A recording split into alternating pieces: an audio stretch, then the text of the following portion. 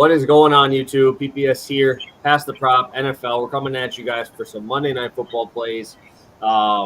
First time, right? I think where we had only one game, which is kind of nice, even though this one kind of sucks.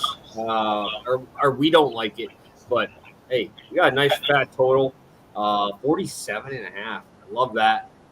Join us always, my guy Stu. What's good, man? Yeah, nothing much. A bit of a slow week for me, unfortunately, on the football end of things, but still a pretty good week of football. If you look at it, next week's slate, a little bit of a downgrade. We finally see some teams on bye. We don't have those high-flying matchups that we had this week, but that Monday slate or the Sunday 1 p.m. slate was insane. Like, there were so many good games on, so much nonstop action all the time. So definitely a good week of football. Yeah, and we'll get to it here in a second. We got punched in the teeth this week, both of us. Obviously, I think everybody did, from what I've been seeing. But we'll get into that recap here in a second because, oh, my God, bro. I don't even know that motherfucker's name, but shout out McLaughlin, bro, whatever his fucking name is. Thank God for helping us out. But we'll get into that in a second. I guess we can kind of talk about this game this past week, right? I mean, we've seen some pretty epic games. How long until the Chargers just get rid of this motherfucker because he doesn't know how to coach a damn game? Just punt the damn ball, bro. This is the second week in a row. He gets bailed out by his defense. Did you watch that game at all?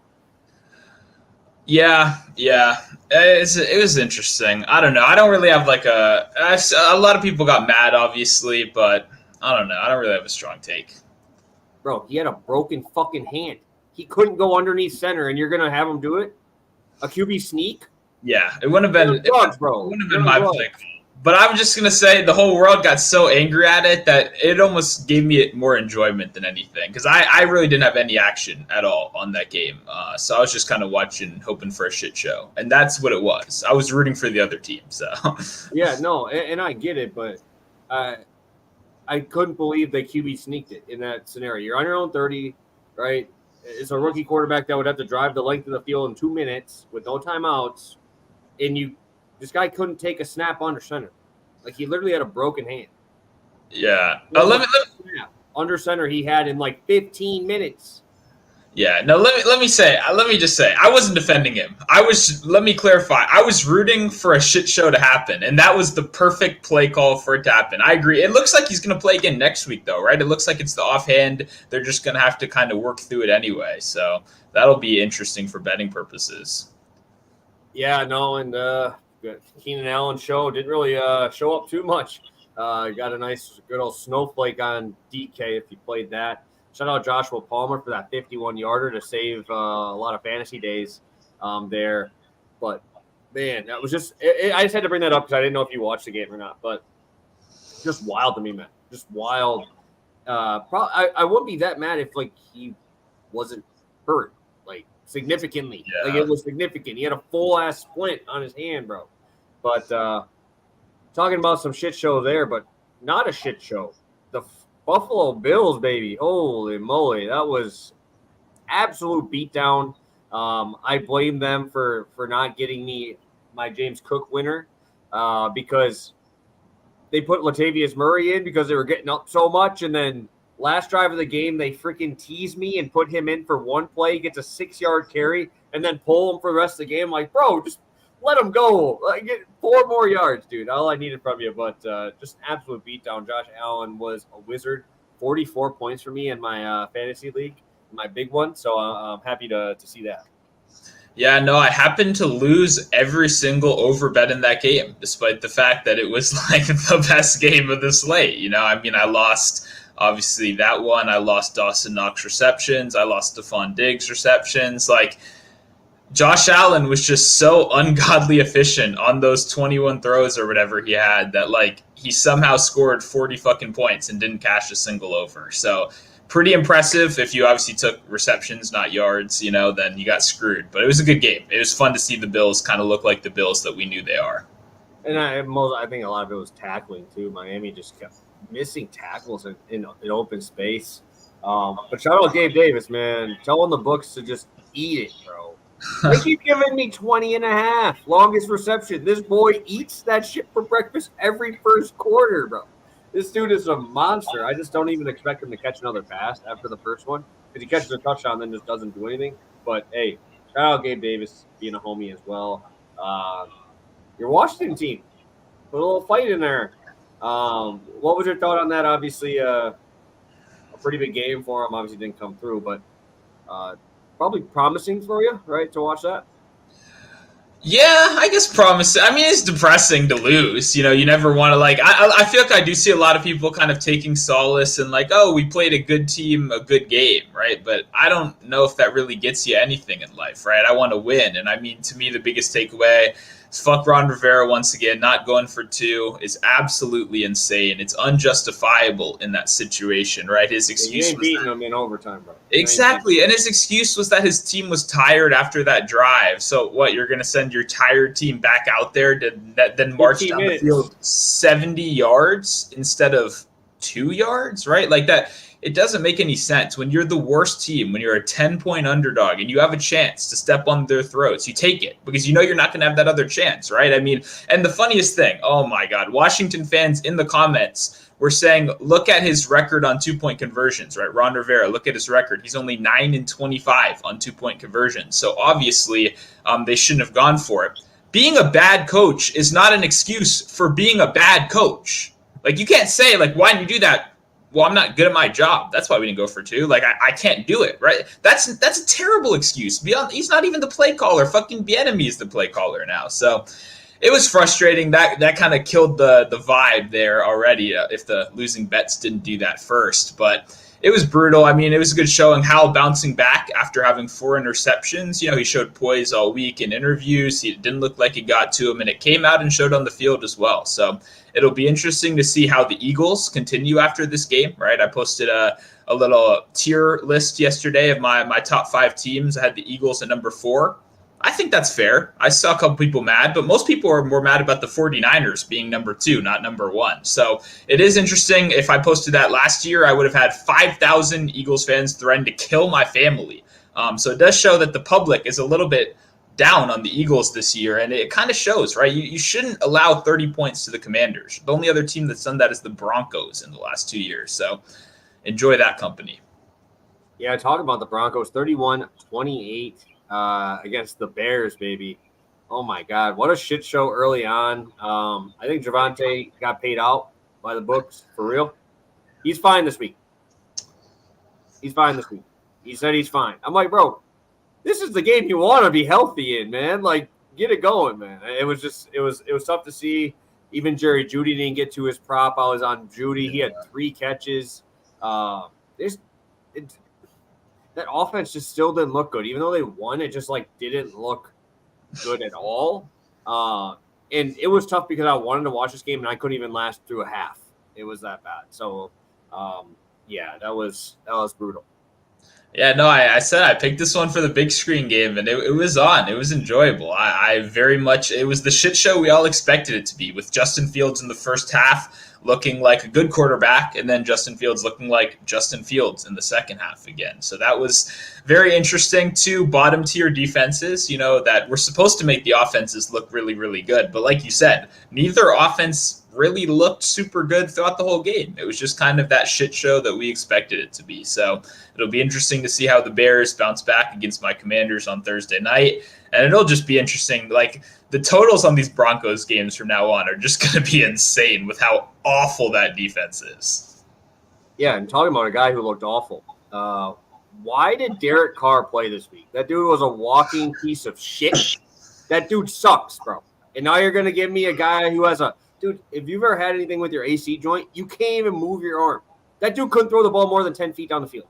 Really couldn't. Obviously, Alvin Kamara owners are happy. They got him back, getting 13 catches. But all I'm saying is the Saints coaching staff, medical staff, they should get fired too. Because who the hell would let that guy go out there? That was the dumbest thing I ever watched. If I knew he was going to be that shitty, I would have played the Saints defense or Tampa Bay defense in every single league. Because how do you let your guy you just paid, man? You just paid him. How? How do you let him go out there and throw 23 completions for 120? What the fuck? It was insane. It was insane. I mean, like, it's one of those things where it's like you're watching this and you're like, we all bet real money on this, and like this is what happens. Like, these are real people that are getting paid millions of dollars to make this decisions. No one in practice noticed the fact that he couldn't throw the ball more than 10 yards down the field, or they did notice and they were like, I still think we can win with this. It's pathetic, honestly, on the Saints side. It really is pathetic. It makes no sense. Like you said, he clearly was not healthy, right? He clearly could not. I mean, even if you just look at the box score, you could tell something's wrong. We know Derek Carr loves to chuck the ball 40 yards down the field. It's hard for me to even blame him for this when he so clearly wasn't himself, right? I mean, the only people, like you said, happy were Alvin Kamara's 13 for 33, backers, I guess. They got in on that, but what a shit show. Can't believe we bet real money on that game. And I mean, see, I talked about Olave for my DFS pick, thinking we're getting Jameis Winston. Then you hear last minute, okay, maybe Derek Carr's playing? Okay, well, I assume this wouldn't happen unless he's good, right? Like, these guys have doctors, independent doctors. You assume everything's okay, and then we get that. So, yeah, luckily I didn't lose any bets because of it, but still, man, it just shocking stuff. Yeah, 4.5-point dogs, beat them by 17 at home. You get worked at home, and they didn't even have Mike Evans, bro, for 3/4 of that game, and you get worked. So, hopefully somebody's going somewhere. And last thing I want to bring up is I don't think I've ever seen this from a young quarterback. Shout out to CJ Stroud, baby, making my Nico Collins love go through. This was the Dalton Schultz game I was talking about. I saw he was going to come through, got 12 fantasy points, which at the tight end position is fucking gold, bro. There ain't not many good ones right now. But shout out CJ Stroud, Nico Collins. It's just what I don't like is he doesn't spread it around on these games. He just picks one, right? Yeah. Dell last week, Nico the week before, Nico the week before that. As Nico Collins owner, I love it. But I'm curious what happens when you have an average defense here. In will he go around, spread it around? He only completed 16 passes, 300 yards. Yeah, it's been interesting. But I mean, like I've kind of been saying, in my opinion, I think Stroud has had every excuse that a quarterback could have, right? No running game, extremely injured offensive line. I think the most injured offensive line in football, right? They're literally down 3 preseason starters for the whole year. So there's not even hope it's going to get any better, So terrible offensive line, terrible rushing game. We like Collins, we like Dell, but it's not like they have an elite target out there. And despite all of that, right, he's still persevering through this and looking amazing against some good defensive teams that we know can get pressure on the quarterback. So for me, I mean, if you're a Texans backer, if you're a CJ backer, you should be extremely happy right now. This is arguably the best start to his career he could have gotten off to, and it's only looking like it's going to trend upward. So I'm a little jealous of you. I know you have all that Nico, all that CJ. I have a little bit, but not enough at this point, clearly. Yeah, and it sucks, though, because I didn't get into Dell. I grabbed Robert Woods. So I was going Nico and Robert Woods. If I would have went Nico Dell, bro, I'd be repping that Texans flag back here, baby. Shout out to the crew making that playoff run tomorrow. We'll be down there, hopefully watching that one. Just had to get that in because everybody been talking about the Bucks. Got to make sure that Brewers get some love there. So let's take a look at the chat, guys. We'll talk about some Monday Night Football. We got Cash filling your first guy. Love to see it. So he's been cashing in on the QB rushing yards. I know Mahomes' run last night is what everybody's been talking about. How much money in the world just went down the drain for Chiefs minus 9.5, the over-under? If he goes in, it just flips the entire game. What do you think about that? Just because it happened to come down to one play at the end of the game, and that last play of the game could literally flip you from winning to losing, and everybody was talking about it yesterday. Just want to get your thoughts on it because it was literally one play that would flip the spread, the over-under, everything. What's your thoughts on that? And the teasers, too. If you teased it at 9.5, you didn't even win your teaser, right? So, yeah, for me, I mean, I think if you're complaining about that play on Twitter, then I think you should probably have your gambling card revoked. And I think people need to look into your IQ level, maybe.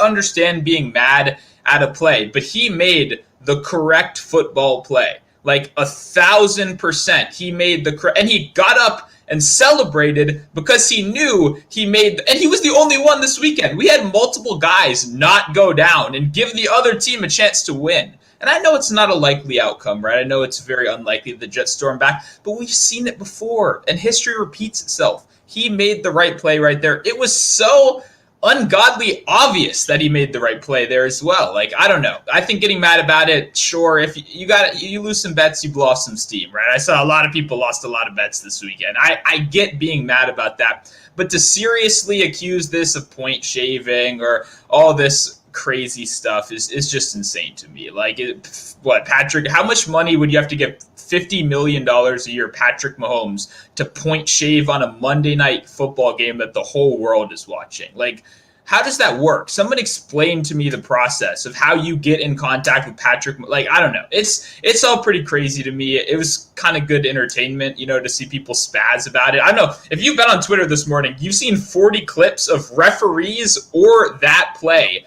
over and over again, and it just kind of makes my head hurt at this point. Like, chill out. Yeah, no, the Sauce Gardner play. I mean, dude, those refs are, once they see even a little bit get tugged, it's already out. They don't even think about it. Obviously, the guy threw it really late, which, people can go in on that, but I have no thoughts on it. But shout out Zach Wilson, man. Hey, he showed out. He showed out a little bit there. Back shoulder throws, that did kind of look like Rodgers. That's all he ever does, dude. Rodgers has that back shoulder throw down. And I was happy to see Lazard get in the end zone there. I'm obviously a Lazard fan. I was happy to see that he got to show it a little bit there. Can I say one more thing about Zach Wilson? Yep, I'll let you go, and then I'm really curious to hear what you're going to say on what I'm about to say after that. Okay, I'll just say, if you're a Jets fan, that temporary joy you just got from Zach Wilson looking good is the worst thing to happen. Because we were 5 seconds away from Trevor Siemian, and I don't think we're going to get it anymore. We were so close to Trevor. If Zach saw ghosts, like his former, what's his name? I was going to say Sam Darnold. Yes, like if he saw a ghost like Sam Darnold, that was his last start, I'm pretty sure. Him looking good right there just kind of fucked the Jets season, because I do not think he's going to look good consistently. I still think we're going to see the same Zach Wilson we've seen, and I think you guys having that good night right there unfortunately robbed you of Trevor Siemian and a slightly better team moving forward. Bro, Zach Wilson might get my fantasy start this week, bro. Okay, not where I was going. I'm going to be benching my boy Joe Burrow. Joe Burrow's getting his ass to the bench. Zach Wilson plays the Broncos. Sign me up. I'll take that all day. Joe Burrow's the worst quarterback in football. No one can tell me otherwise. Yeah, I'm not going to do that. I mean, Joe Burrow sucks. Or he doesn't suck. He's injured, right? I talked about on the show. He's my dog. He's got one leg. Yeah, exactly. He's got one leg. So he does suck on one leg. I just didn't want anyone to think I think he sucks in general, because, people go crazy out here. But yeah, he sucks right now. But still, Zach Wilson. Zach Wilson, baby. You can do better than Zach Wilson on the waiver wire. I'd rather start like fucking Ryan Tannehill against whoever the hell he's playing next week. I'm not starting Zach Wilson under any circumstance. So that's a pass. I don't know, dude. You're playing like XFL defenders out there for the fucking Broncos, bro. Justin Fields just threw 3 bills on them. But throwing back shoulder fades, baby. Lock them in. I don't think Zach Wilson is ever going to have more than 1 passing touchdown in a game again. Like, him having 2 passing touchdowns is so rare that, I feel like Breece Hall, Dalvin Cook, they're going to vulture all this. And they suck too, by the way, especially Dalvin Cook. Get him the fuck off this team. Oh, my God. Bro, let me just say something here. How does a guy give you a 40-yard run? I had Breece Hall rushing yards. He got it for me. I cashed a bet.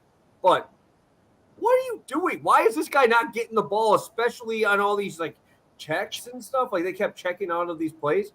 Why are you not giving this dude the ball? That's literally the most explosive guy on your team, outside of obviously Garrett Wilson, which they fed him.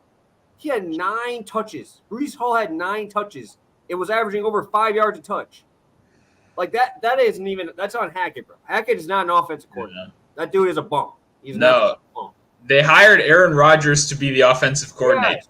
That, and when Aaron Rodgers goes down, he can't be the offensive coordinator again. So fuck, we got to let this dumbass do it. Look what he did last year, right? Russell Wilson, even though he kind of sucks, by the advanced metrics, he's been a top 10 quarterback in EPA, completion percentage over expectation. He's at least doing his job, right?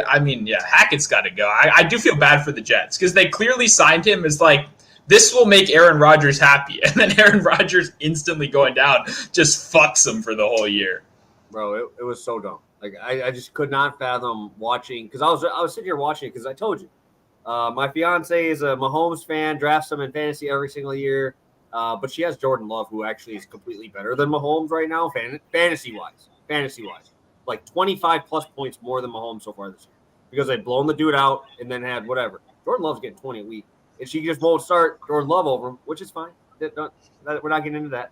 But it was funny because obviously the slide down at the 1, right? And I'm like, so that was funny to watch. And then I'm sitting there like, yeah, I was trying to explain to her, like, yeah, this dude's a bum here. And I'm just trying to explain to her, like, this is Aaron Rodgers' best friend, blah, blah, blah, blah, blah. She's like, well, this guy sucks. And I'm like, because this offense sucks. I'm like, oh, you watch like 2 games a week because I force you to watch them. And she's like, oh, these guys suck. I thought it was fucking funny because I'm like, dude, if she can tell you Nathaniel Hackett sucks watching 1 to 2 games a week, that's all you need to know. Yeah, no, I like that. I think you should get a live segment going. That would be funny too. Live reaction every week. Oh my god, dude, it was funny. She's like, "Why would he slide?" Because that's her. She needed those points. I'm like, oh, I feel bad because I'm like, that just reminds me of like Brian Westbrook and shit. Oh man, I'm sorry, man. I lost my fantasy matchup because of the Mahomes slide. I get it why he did it, but Zach Wilson. You're going to be putting up 3 bills, 2 tutties next week. Find that DFS lineup, baby. Get them in there. Lock them in. Denver Broncos about to give up 500 to Zach Wilson. Let's get it. Yeah, we'll see. His passing yards number will be interesting next week. I'm sure we'll talk about it. Oh, yeah. One thing to have horrible officiating, but nobody shaving points here. And that's a Jets fan. Obviously, we know Terrence is a Jets fan. Crazy. Yeah. Oh, yeah. No, Bobby, I ain't saying he sucks, bro. I'm just saying in fantasy, he might be the worst quarterback right now. And that's just because he just can't move, bro. He can't push off and throw a ball down the field. Now T. Higgins is out. I'm telling you, Zach Wilson, baby, it's time. It's time because Gino's on bye, dude. Gino's getting that work. And that's going to be segueing into it for sure. Yeah. Hey, as long as he gets him the ball, yeah, nobody will be mad. Dude, Rodgers is at the game. Might as well just give him the fucking thing. Dude. I don't know if they can trust him. He's probably on some ayahuasca over there. He's probably seeing stars. Not sure what's going on out there on the field. Yeah, probably. I saw him up there. He was just vibing up there. I'm like, hey, yeah, you chilling, bro. Hey, might as well, dude. You're making that bag. You just chilling. You don't have to do anything. Get that money. Yeah. We'll get to that there in a second. We'll get to that game in a second. All of our dog picks and recapping there. That is absolutely fucking brutal, Sean. I'm sorry. I wish I could say something better. I wish I could. I truly don't even know what I would say to that because who the fuck would have thought that Zach Wilson would actually look like a competent quarterback for the first time in his career? Alrighty. Let's get through our recap. Obviously, nobody wants to do this today, but we have to.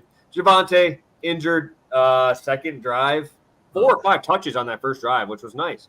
I did like to see that. He was getting involved. 3 catches, which I really like to see. We were going to re-roll on there, especially with 28 offensive points there coming from him as well. So it was tough. It was a tough one there. And then James Cook, like I said, they blew him out too much. I was not expecting that game to get out of hand. What was it, a 3-point spread? And then it ended up being 28 points. So obviously that was a 40-yard reception, right? Yeah. He had 40-yard reception, had 12 carries, but 3 of them were -3 or more yards. Like he was gashing them, and then they run an outside run to Latavius Murray, bro. What the fuck? Why is Latavius Murray touching the field, dude? That guy's dust. Hey, but it is what it is. Diggs, 6 catches for 130, bro. And just watching this one, and I'm like, he caught the 50-yard bomb, and I'm like, I don't think we're getting another one. Like, we had a whole quarter, but yeah, it's one of the, like, I'd play this 100 out of 100 times, you know what I mean? But it's a loss. And then we can go to the one that I'd not play 100 out of 100 times. Arguably my worst call over the last couple of years on this show. 0 receiving yards, 71% route participation. So he was out there, but no targets, just a bad offensive game. Ooh, I need to rewatch it to really know how bad of a call this was, but the 0 in the box score tells you alone. Very rough. Yeah, it was first look to Jefferson pretty much, and that was pretty much it. I guess one thing, hey, we can bring that back a little bit there. We got our dog picks. Cashed in on both dogs. I think the dogs for us outscored 57-10. What was the final of the? Yeah, I think it was 57-10 because Texans won 30-3. And the Titans, I think, were 27-3. I believe so. So they allowed 6 points, had over 50 points. Not what I was expecting when I was talking dogs, but hey, we'll take it. And then the saving grace, because fuck, we got fucking murked this week. But my obviously the injury for me didn't help. But Jaleel McLaughlin plus 800, 4 units gets us back. So we only went down, I think, officially about a unit. Which is crazy because our record looks like dog shit now. But we'll take the 4 units from Jaleel McLaughlin. I will learn how to say your name now, my friend. I will learn how to say it properly. Yeah, fuck. Was not expecting that. But, hey, I saw him get the first touchdown, too. I'm like, Jesus, fuck. Yeah, no, it's one of those things where I peaked so ungodly early on Friday or on Sunday slate. Like I peaked at 110.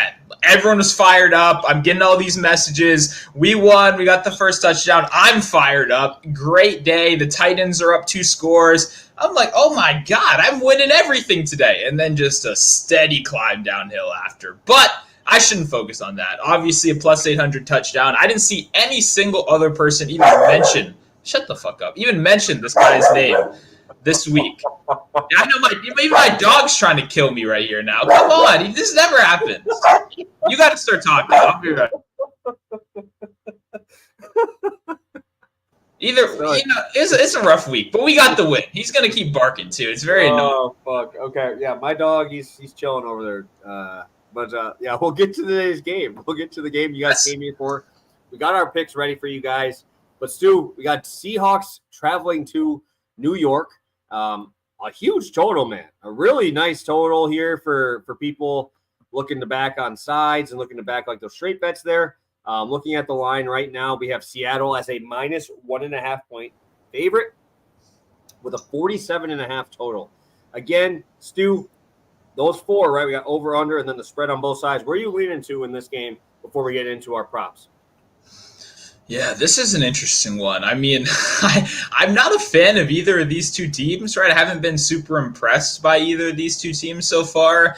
I'd be curious to see what the spread would be in Seattle, right? I think if it was in Seattle, I'd actually kind of like the Giants a little bit more. But even contrary to popular belief, Seattle's actually been better on the East Coast over these last couple of years, and they've actually been a pretty good road team. So I'm going to back Seattle, I think. That could change by game time, honestly. I feel like I just need one, cool stat to change my mind in this game. I need one person to kind of focus on some micro matchup that is a huge edge that we're not looking at yet, and that'll inform my opinion. But right now, what I'm looking at is the simple fact that, yes, the Giants' offensive line fucking sucks. They are terrible. Arguably the worst offensive line in football without Andrew Thomas out there.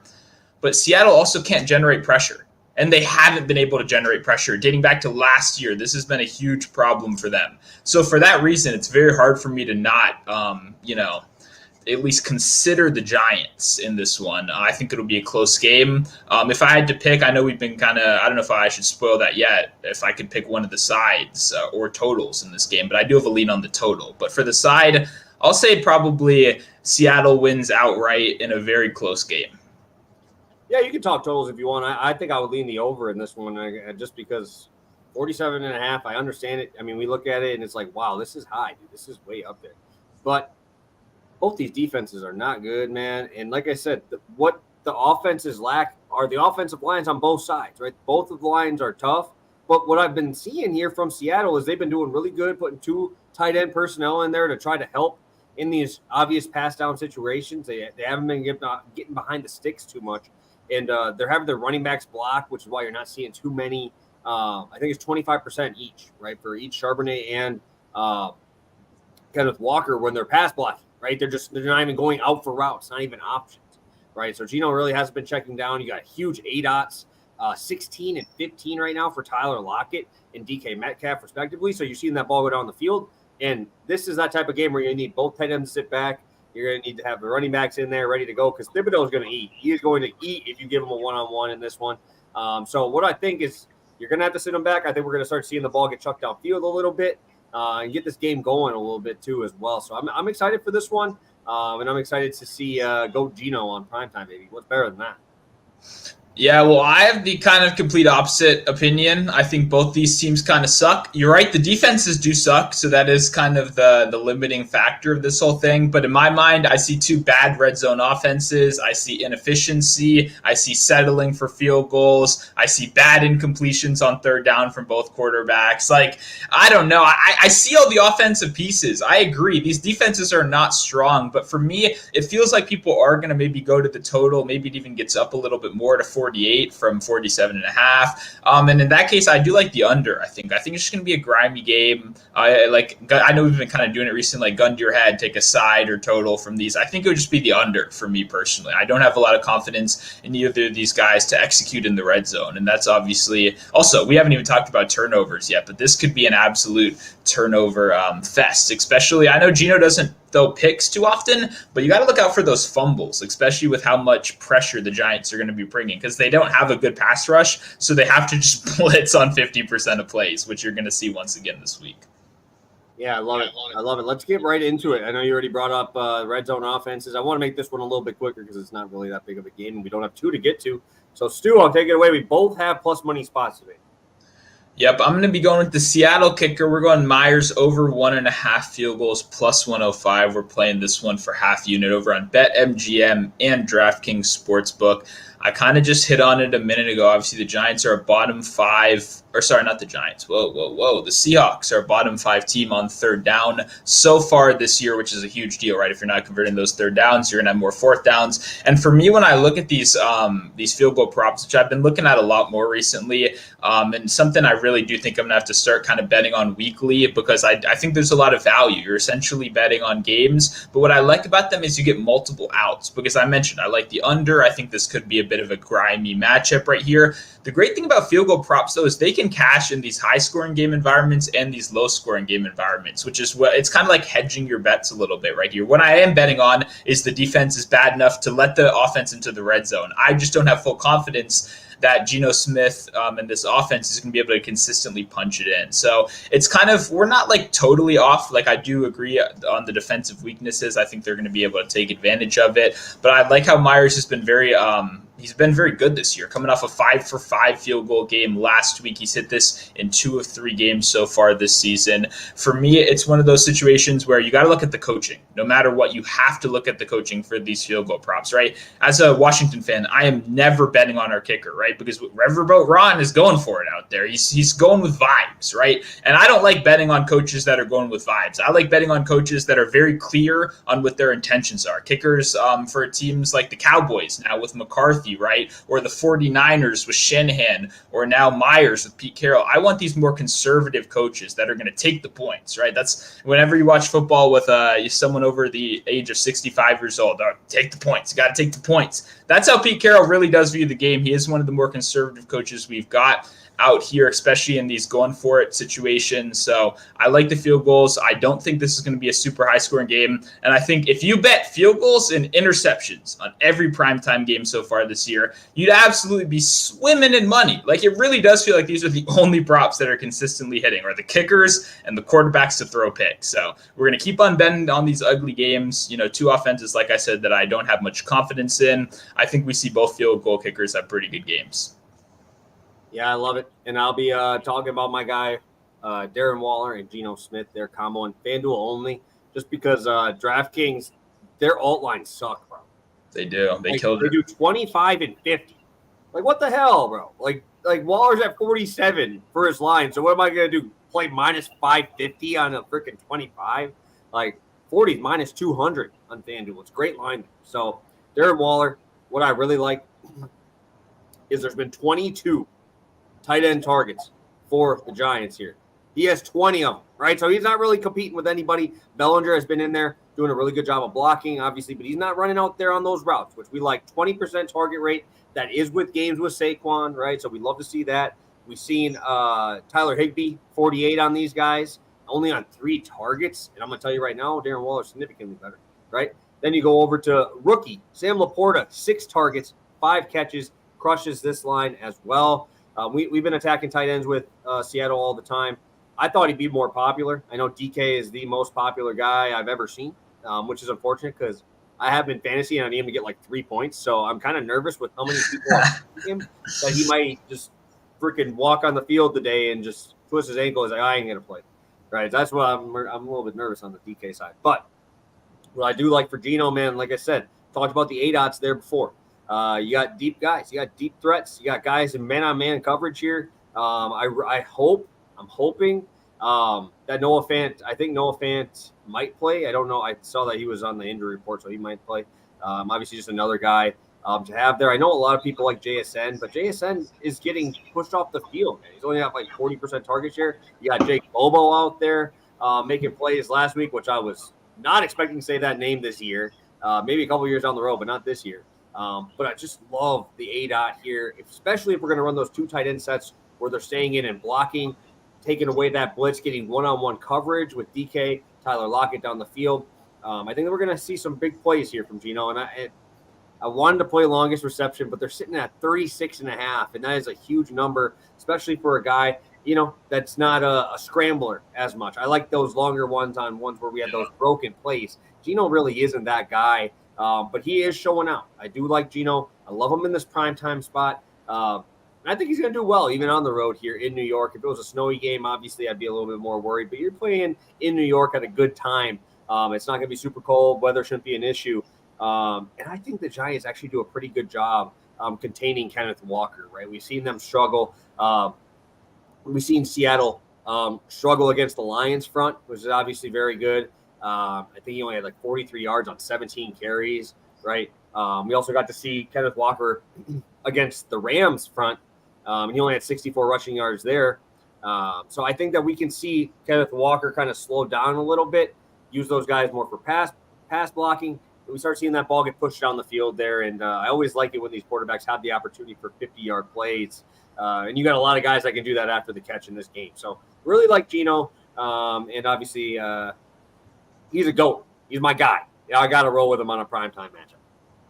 Yeah, I like this combo a lot. I mean, we both kind of talk about Waller, obviously expecting him to be super popular, yet I've really seen nobody on him, which is very surprising to me, especially considering he's the clear number one option on that team. I think 40 yards is a very safe floor. And for me, I do like attacking Geno as well. I think it's like, I know people are going to go off on Seattle, but I really have no clue who. And it's already been tough in past years with DK and Lockett. And like you said, now you add JSN, which every number in the book is going to tell you not to do JSN because of what you said. He's not out there enough. The route participation is good. But then every metric on what the Giants give up will tell you that JSN is a great target, right? Going over the middle, those shorter breaking routes, that high blitz rate. JSN makes a lot of logical sense, but I can't pull the trigger, right? So for me, it's like I'm not going to bet on the tight ends, but we know they're going to get involved, right? The Giants are another sneaky bad team against tight ends this year as well that's been giving up a lot short over the middle. But we can't bet on those trash tight ends that they rotate 3 at a time that all end up with the same exact box score of 2 for 33. So at the end of the day, when you have that kind of problem, when you can't decide on who to go to, but you want to attack a bad defense, I think the quarterback is the best way to go. So even if I haven't been ungodly impressed with Geno Smith so far this year, I still think that's a good angle. And I like that this is plus money. I'm kind of surprised it is. Yeah, especially with, like I said, Waller right there is minus 200 there, bro, for 40 yards. Getting a 15-yard discount or 10-yard discount, whatever it is. I know on FanDuel it's at 50. I saw on DK it's 48. So getting a nice 10-yard discount here. Hopefully we get 3 to 6 completions in there. But Daniel Jones, man, I think he's going to have a little bit more time in this one, right? They usually have to have him running for his life. But you said it as well. The Seattle pass rush is not anything you're really super worried about. And I don't think they're going to just say, hey, let's workhorse Matt Breida, right? We're not going to do that, right? Maybe 8 to 10 carries, right? I think they're going to have him more involved in the passing game if we get those passing routes.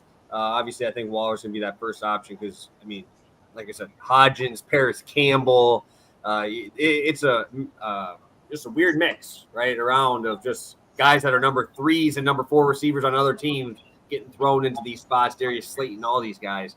But Waller obviously has been an elite tight end ever since he's been in the league. So I think they're getting a little bit more looks. And I think Breida is an interesting name to bring up too, because like no one's going to play him. I just played his under last week, but he did have, before halftime, before the game got out of hand, he had 21 of 24 total RB opportunities. So a lot of us, including myself, expected Brightwell to steal a little bit more. It wasn't going to be good. We even might see the rookie. But no, Breida had it when it was a close game. It was his backfield. So for me, it's kind of like, is there a clever way we can get to Breida, whether it is receiving yards, rushing yards even? I don't know, because he hasn't looked good, right? It's not like it's a talent bet, but in a week where no one's going to bet on him, he's almost a little bit intriguing to me, to be completely honest. Yeah, and coming from a guy who, you played him last week on the unders, if you're looking at him like that, that might be something to look at. Let's take a look at the chat here. We got a few guys talking in the chat. Love to see it, Brick. Waller over 47.5 yards. I think so. I just like this at plus money because I like Geno as well. I want to get them in together. Kenny, I do not know what you were talking about there. I don't even think he is not even the best quarterback in Washington, in the state of Washington. Michael Penix is on another planet right now, so I won't even. Cam Ward is good, though. Cam Ward is good. I don't know why we got an AI bot message from a Cam Ward, chat group or whatever in the middle of the show. We didn't mention them once, but Cam Ward is good. I do respect it. I respect the propaganda. I don't know who's paying for these bots out here, but I do respect it. Cam Ward, very underrated quarterback, especially coming from what? He came from Incarnate World or something like that? Whatever. You know what I mean. It's more funny to call it World. I love that. I love that. No, but I mean, he's not even the best quarterback in Michael Penix is not that good. He's good, but he's not that good. He's going to crush these. Yeah, he's in that spread offense, but I mean, but that's what they look at for Heisman, bro. Just the numbers. Yeah. No, he's gonna either win or be top 3. I'm just saying, welcome to the NFL, buddy. It'll get interesting once you get drafted in the top 30 next year. One of the bigger guys popping into the show, Luke, in here a lot. Got to think QB rushing yards are in play in this game. I know that I'm seeing the line's not too low, right, on a lot of these guys, right? You look at especially at Daniel Jones, man. His rushing line is getting up there, 35.5 today. Pretty high. I'm glad you brought this up. Because, when you think it through, it does make some sense. I agree. I actually almost like Geno Smith rushing yards a lot more with that high blitz rate from the Giants. You got to think they're going to convert one. For me, I think 12.5 on Geno. Yeah, see, that's a lot more interesting to me. I also kind of like these quarterback longest rushes, right? When you're not depending on scrambles, why ask for multiple runs when you're essentially betting on a guy to scramble and get 10 or more yards? So for me, Daniel Jones' longest rush would be more interesting, but I almost just flat out played the under at 35. That's a really high number for Daniel Jones. And I know the rush attempts in the 2 games previous to San Francisco are very, very high, and he will get a couple designed runs, but Daniel Jones does not feel like a guy that should be in the 30s regularly for me. He feels like a guy that should be 26, 27. So that actually did kind of shock me. I'm glad you brought that up. I kind of like the under on Jones as well, just because a lot of his runs are I have to run or else I'm going to get sacked. Yep. You don't have to worry that much on this. Like I said, we just talked about how much on all these things, and everybody's like, oh, since they have better blocking, he might run for more. No, the most of the time, he's running for his life and getting 4 yards, 3 yards, right?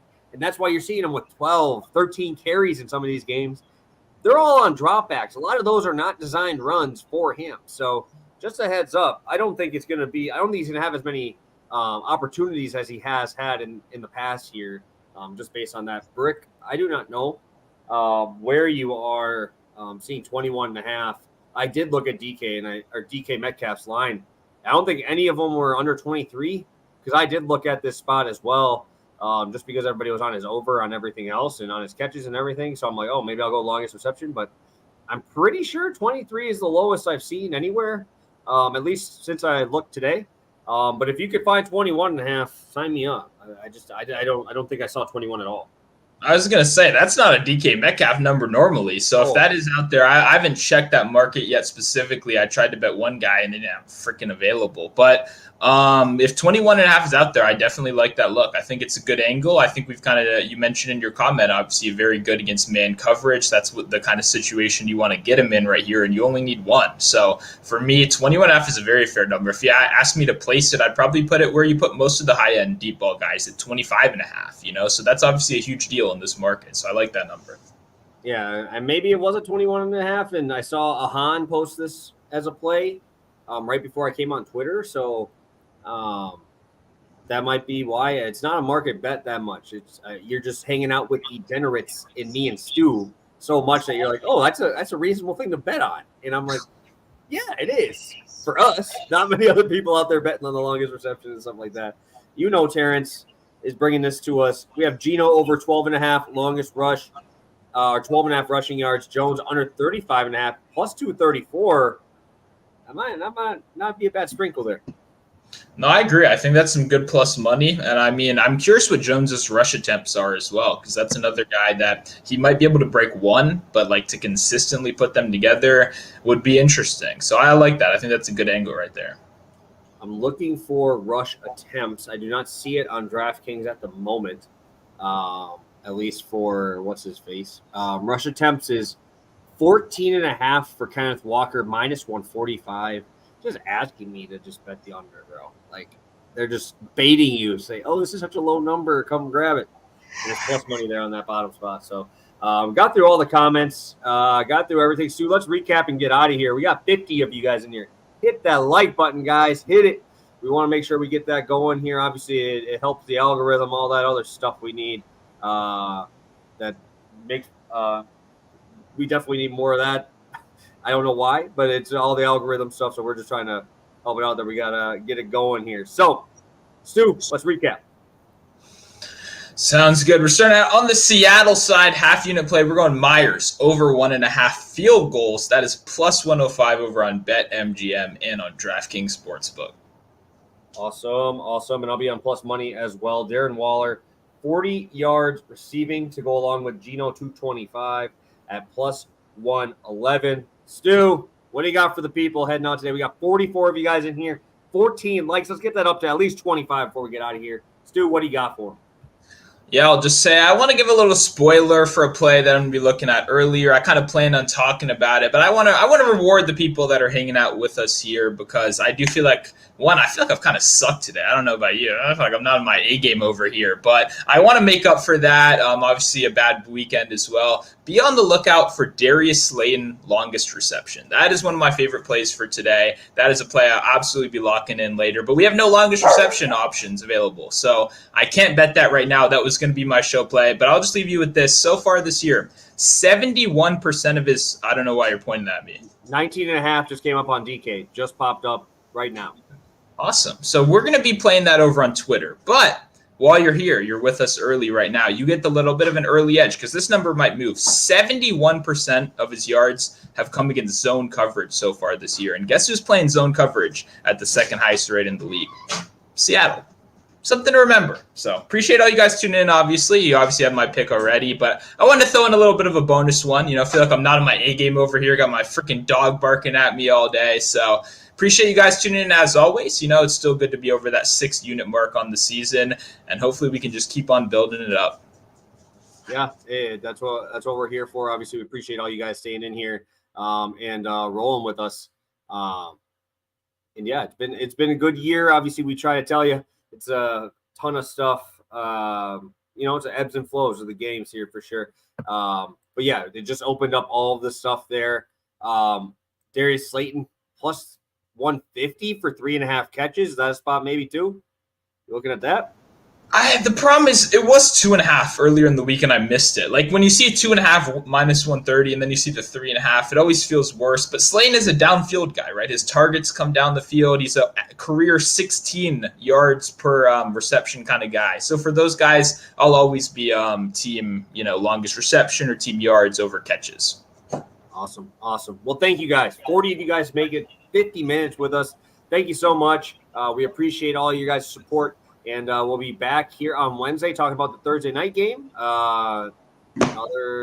An elite game. Elite, baby. We got the Washington Commanders. My Washington Commanders. I might even be there. Who knows? Well, I'm going to try to figure that out. But that'll be a great game. You guys cannot hate on that. That'll be arguably the best show of the year on Wednesday. So be here on Wednesday. I can't really top that. So I'll let you guys out of here. Thank you guys. Any more questions, drop them in the comments. We'll get to them after the show. So thank you guys. We'll see you soon. We'll talk to you guys on Wednesday at 12.